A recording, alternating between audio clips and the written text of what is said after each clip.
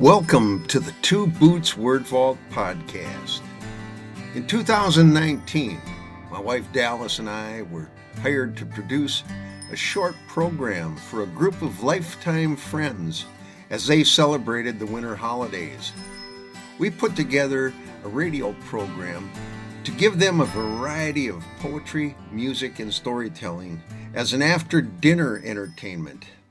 This is a recording of that program. Good evening. I'd like to thank Dennis and Shirley for asking us to come this evening. And I told them that years ago I had a late night radio show where I read poetry and played music. Let's just imagine, all of us here, that we're going to be listening to late night radio. Of course, this is not going to be sports talk, yelling and screaming, or political shock talk, or conspiracy theories, or alien invasions. Not that kind of late night radio. This is the kind of late night radio that we used to hear when we were young. You remember those times. So let's, tonight, imagine this is late night radio the way it should be. Relaxing, surprising. So sit back as we give you a little music, a little poetry, a little story, a little history, and a little mystery. And imagine that the moonlight is coming through your window. And your mind can wander over this enormous universe. And you're picking up bits and pieces here and there. So let's start. This is a poem that I wrote and Dalyce composed the music. It's called An Evening So Beautiful.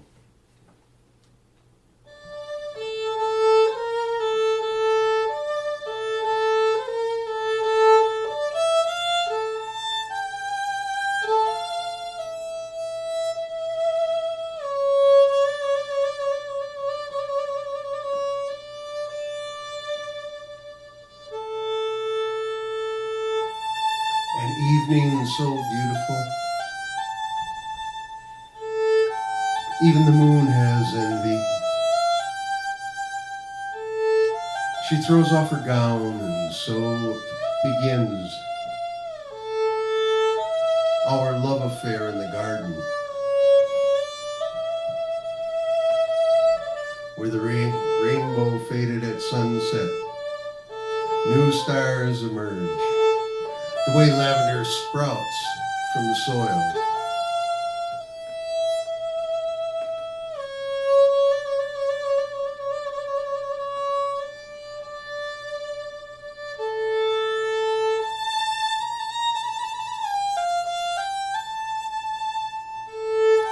The cottonwoods whisper.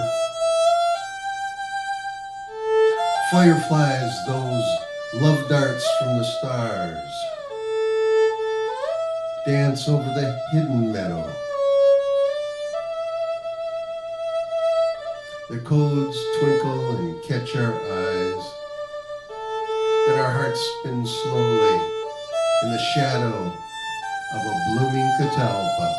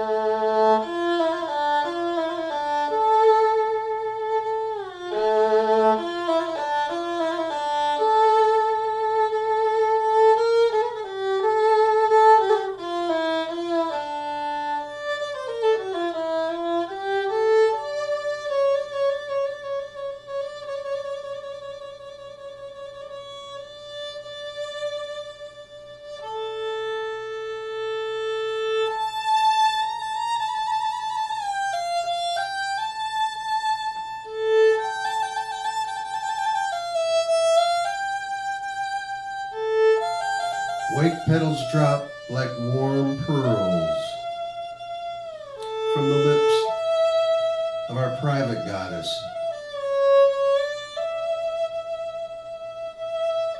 A wide-eyed doe, slender to her flank, flicks her tail and flutters her lashes and bounds away with the grace of a swaying lily.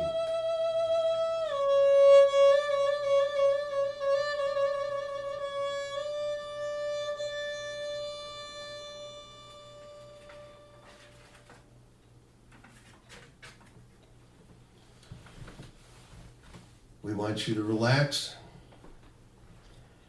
And if you relax so much that you fall asleep, we won't be offended.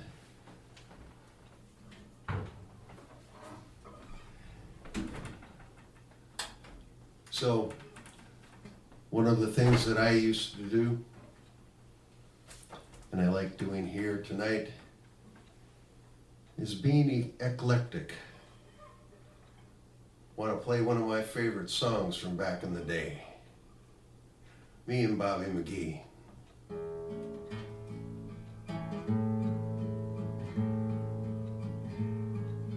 Buzzard flat in Baton Rouge, waiting for a train, feeling nearly faded as my jeans. Bobby thumbed a diesel down just before the rain took us all the way to New Orleans. I pulled my harpoon out of a dirty red bandana, blowing sad while Bobby sang the blues. Windshield wiper slapping time, holding Bobby's hand in mine. We sing every song that driver knew. Freedom, just another word for nothing left to lose. Freedom ain't worth much, but it's free. Feeling good was easy, Lord, when Bobby sang the blues. Feeling good was good enough for me. Good enough for me and my Bobby McGee. From the coal mines of Kentucky to the California sun, Bobby shared the secrets of my soul. In all kinds of weather and everything we'd done, Bobby's body kept me from the cold. Then somewhere near Salinas, I let her slip away, looking for the home I'll hope she'll find. I'd trade all of my tomorrows for one single yesterday, holding Bobby's body next to mine. Freedom, just another word for nothing left to lose. Freedom is all she left for me. Feeling good was easy, Lord, when Bobby sang the blues. Feeling good was good enough for me. Good enough for me, my Bobby McGee. Na na na na, na na na na. Na na na na na, na na na na, na na na na, na na na na, na na na na,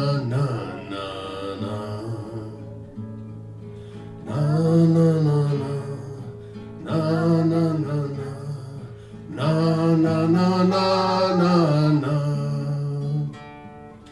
na na na na na na na. Na na na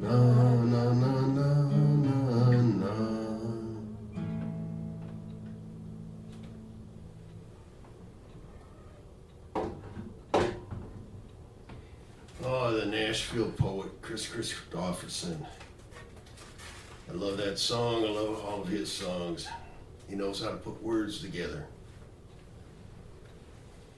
Well, one of the things we do here at Crave Radio is do a little something by others. I want to do a few poems tonight by the great Minnesota poet Lewis Jenkins. Lewis is from Duluth, Minnesota, originally from Oklahoma, but moved here when he was a very young man. Spent the last 50 years here in Minnesota. Such a great poet. Very few people know who he is. However, about 10 years ago, Mark Rylance, the great English actor, former director of the Shakespeare Globe Theater, and an Academy Award winner for Bridge of Spies. Do you remember the movie? He also played Thomas Cromwell in Wolf Hall on the BBC series. He's a fantastic actor. He took some of Lewis Jenkins' poems, put them together, and wrote the play Nice Fish, based on Lewis's early book of poems called Nice Fish.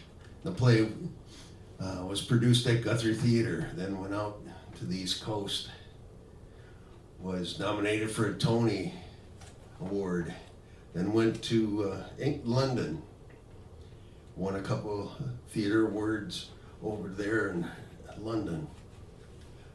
Well, Lewis is a great unknown writer, but I want you to think about him. He's got this unusual style. So I want to read a few poems with Dalyce's assistance.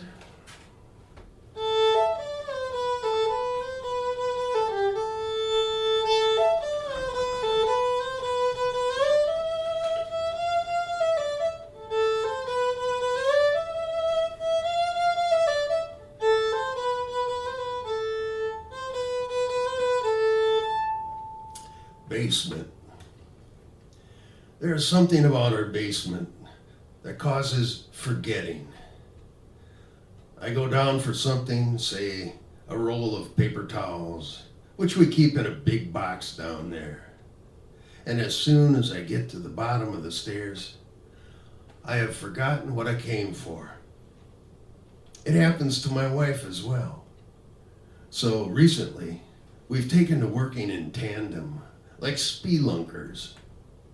One of us stands at the top of the stairs while the other descends. When the descendant has reached the bottom stair, the person on the top calls out, "Light bulbs, 60 watt.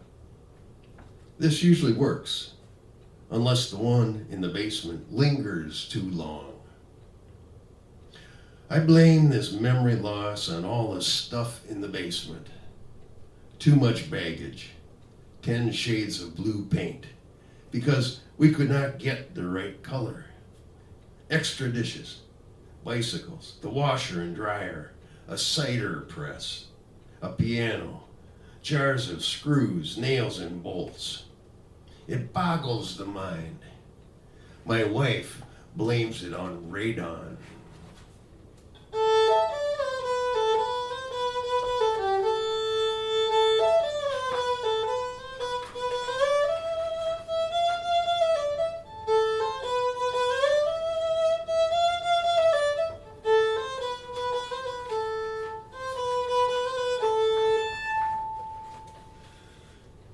Suitcase.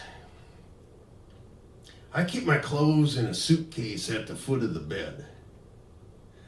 I haven't been anywhere, and I have no plans to go anywhere. But these days, you never know. And besides, it gives me a focus for my anxiety and anticipation. For my occasional moments of unfounded excitement.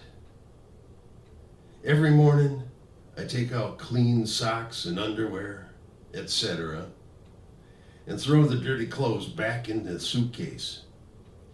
Once a week or so, I take the suitcase down to the washer and dryer in the basement and sit around naked, waiting for my clean clothes. That's about it. The days pass quickly enough. Once in a while I see old friends. "You look tired," they say. Or, "Why the long face?" I reply, "Well, it's stressful living out of a suitcase."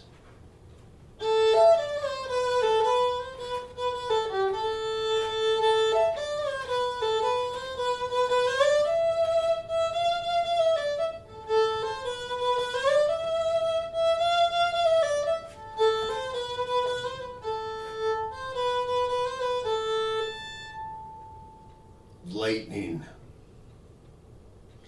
I'm too old and too stupid to write poems anymore. Not that you need to be especially smart to write a poem. You just have to have the knack to be able to recognize that moment when your hair stands on end. That moment when you are in proximity of lightning. That doesn't occur very often. The time when you get that flash and boom, it hardly ever happens to me anymore. That's for younger people. Still, I know of several people around my age whom I wish would be struck by lightning. Real lightning.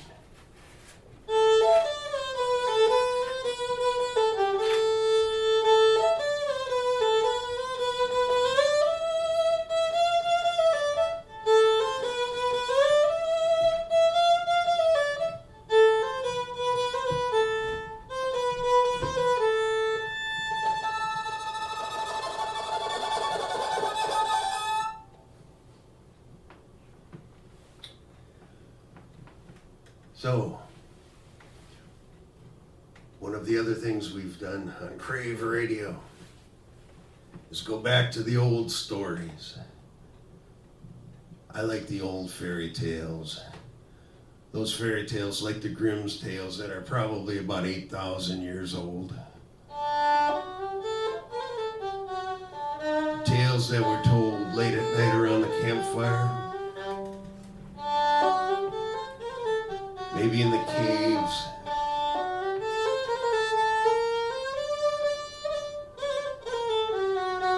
Maybe when they were doing the cave paintings down there in Lascaux or up in the Pyrenees. These are old teaching stories. I've been telling stories for about 35 years to children and adults and teenagers. And I use stories back in Red Wing with my students who were locked up.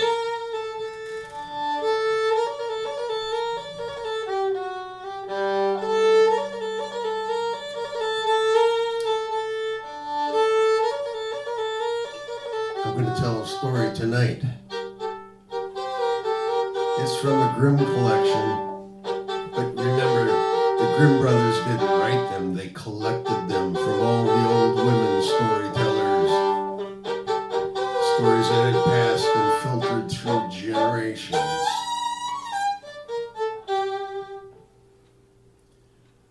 So this story goes beyond time.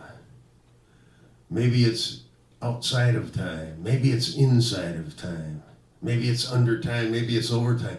But we do know once upon a time, there was a woodcutter, a poor woodcutter, and he lived with his son on the edge of the woods. And the son was a bright boy, studied hard,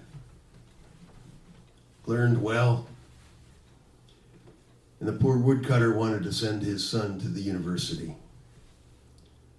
So although they didn't live on much, the old woodcutter would put a little bit away every week And then when the son was eligible to apply for the university, he was accepted. And the father said, "Son, this is all the money I've saved for you. I don't think it's enough to take you all the way to the end of your studies, but it'll get you started. Go with my blessing." And the young man went off to the university, studied hard, did well. He wasn't the best in his class, but he did well. And then the money ran out. And he had to go back home to live with his father, the woodcutter. When he arrived back, the father says, "I am so sorry, we don't have more to give you." And the son said, "That's okay. You did the best you could. I did the best I could. I'll cut wood with you. The two of us can go out and we can do twice as much, and maybe we can make a little bit more money, improve our situation here." The father says, "Well, I don't know if you can handle the hard work. You've been at the university. You've been studying for a long time. This is hard work, cutting trees, cutting firewood, cording up the wood, and hauling it into town for a few pennies." The son said, "Father, I'm a young man." The father said, "Well, we only have one axe." Son said, "Well, our neighbor has an axe. Go ask if you can borrow his axe. And when we make enough, we'll buy our own axe. Surely we'll make enough money to improve our lot." So the father went, borrowed the axe from the neighbor. And the father and the son, set off to the woods. And they worked all morning. And that young man worked hard. The father noticed that he worked hard. And just about lunchtime, the father said, "Son, it's time for take a break. Let's sit down, we'll eat our bread. You can rest a while." And the son said, "Father, I'm not tired at all. You rest here against the tree. I'll take my bread and walk through the forest. I want to look and see if I can find bird nests in the trees." And the father said, "You may regret not resting," but of course he couldn't talk his son out of taking a walk in the woods. The young man started wandering around the woods, looking for birds' nests in the upper limbs of trees. Eventually, he came upon a clearing. And in the middle of the clearing, there was an enormous, angry-looking oak tree. A huge, misformed oak tree. And the young lad walked up close to the trunk and looked up to see if he could see bird nests. He suddenly heard, "Let me out, let me out, let me out." Well, the lad looked around, couldn't see anybody. "Let me out, let me out, let me out." The lad said, Where are you? I can't see you anywhere." "I'm down underneath the big root. Let me out, let me out, let me out." So the lad went over to the root, the knuckle of the oak tree root that sticks up, and there was a hole underneath there. And he started pushing away the leaves that had gathered. And down in the hole, he saw a glass vessel. And it was corked, and he brought it out. And inside the cork was this ugly little creature, like a homely frog, jumping up and down, jumping up and down. "Let me out, let me out, let me out, let me out, let me out, let me out." Young boy took the cork, uncorked that vessel. An enormous cloud came out of that glass bottle, almost as big as the oak tree itself. And it was the spirit. And it said, I am the spirit Mercurius. Do you know your reward for freeing me? No, I don't know what it is. Your reward is a broken neck. I'm going to break every bone in your body after I break your neck. The young man said, well, I don't like that idea. Why do you want to do that?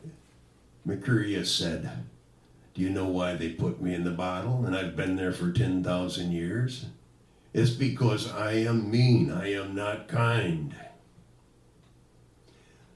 The young lad said, oh, you're so large and huge. How do I know you're that small, ugly-looking thing? That's not a problem. I'll prove it to you. And that cloud went right back into the bottle. The young man took the cork, corked it back up. Now that little ugly thing is saying, please let me out. Please let me out. Please let me out. And the boy said, well, you know, I made that mistake once before. I'm not going to let you out. I'm going to put you back down in the hole. No, don't do that. Don't do that. Don't do that. I'll reward you. I'll reward you. I'll reward you.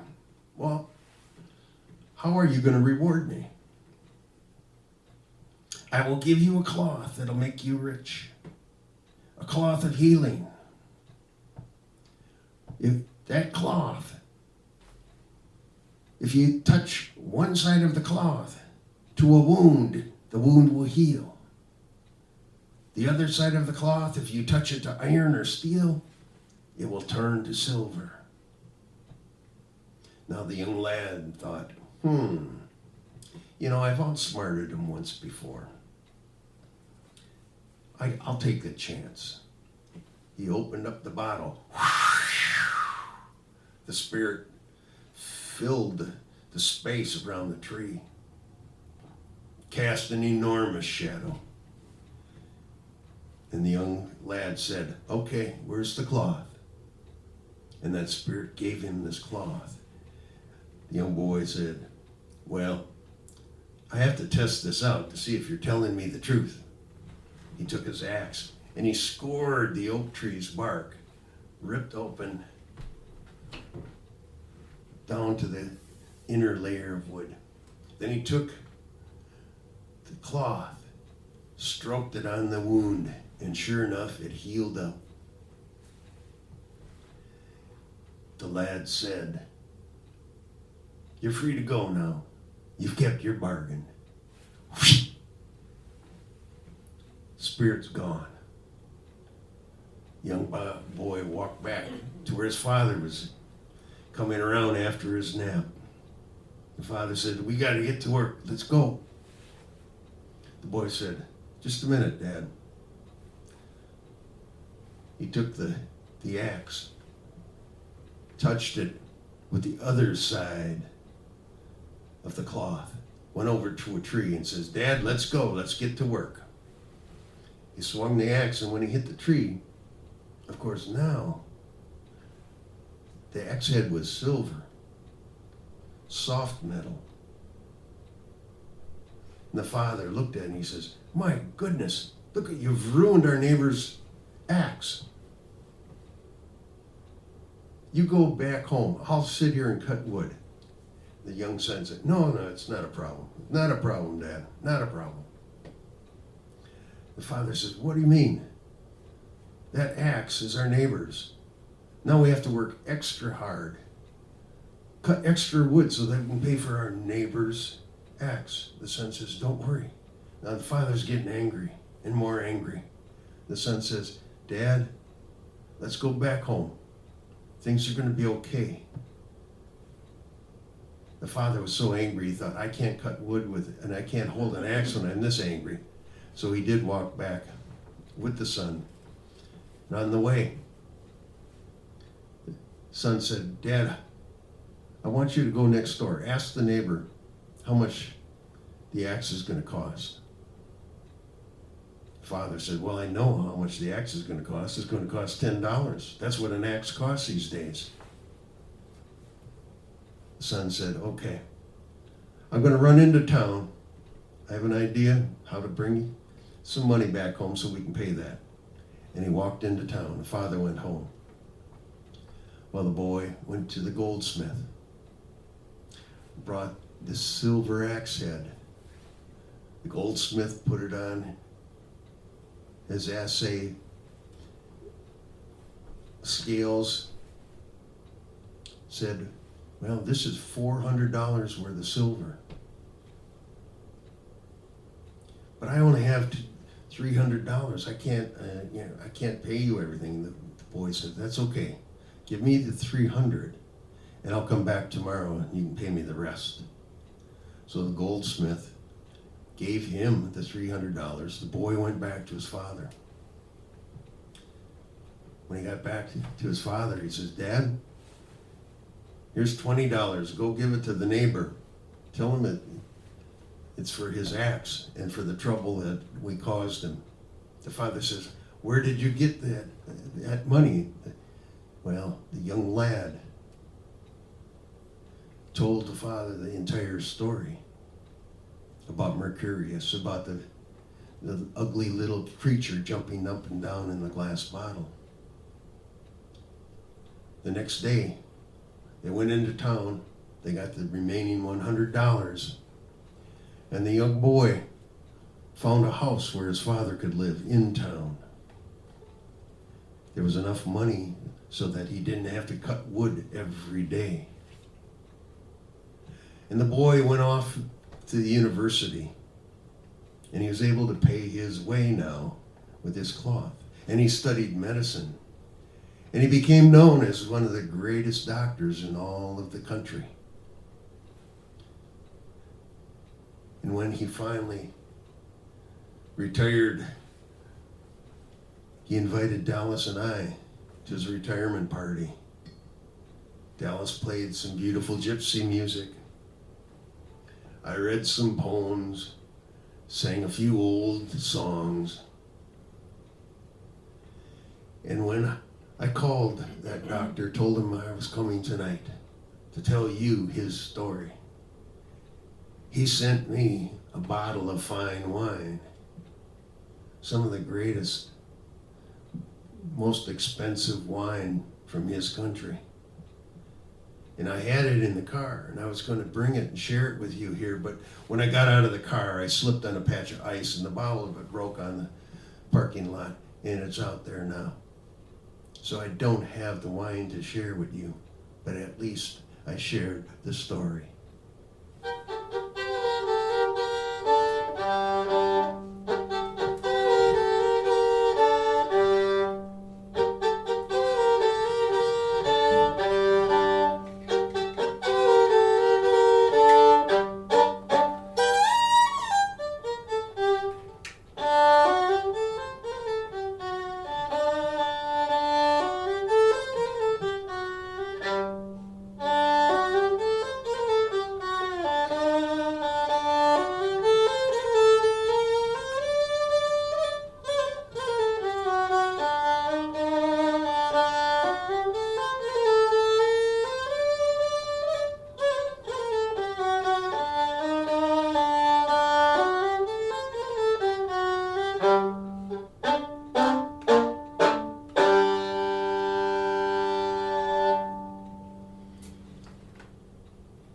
That's an old story.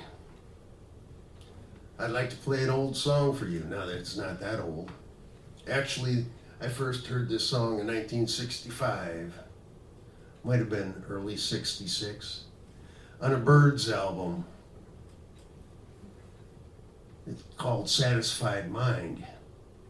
But that song itself was a #1 country hit in 1955 for Porter Wagoner. Now, when I heard it, I was a young boy, young man, and I loved the sweet harmonies of the Byrds, the jangly guitar. And I kind of forgot about the song after a while. Then, about 15 years ago, I heard it again, but not by the Byrds. I heard it by Johnny Cash. Johnny Cash's version as an old man And it's a song that should be sung by an old man, so I want to sing this for you. It's called Satisfied Man. How many times have you heard someone say, if I had his money, I'd do things my way? But little they know that's so hard to find one rich man in 10 with a satisfied mind. Money can't buy back your youth when you're old, a friend when you're lonely, a heart that's grown cold. The wealthiest person is a pauper at times, compared to the man with a satisfied mind.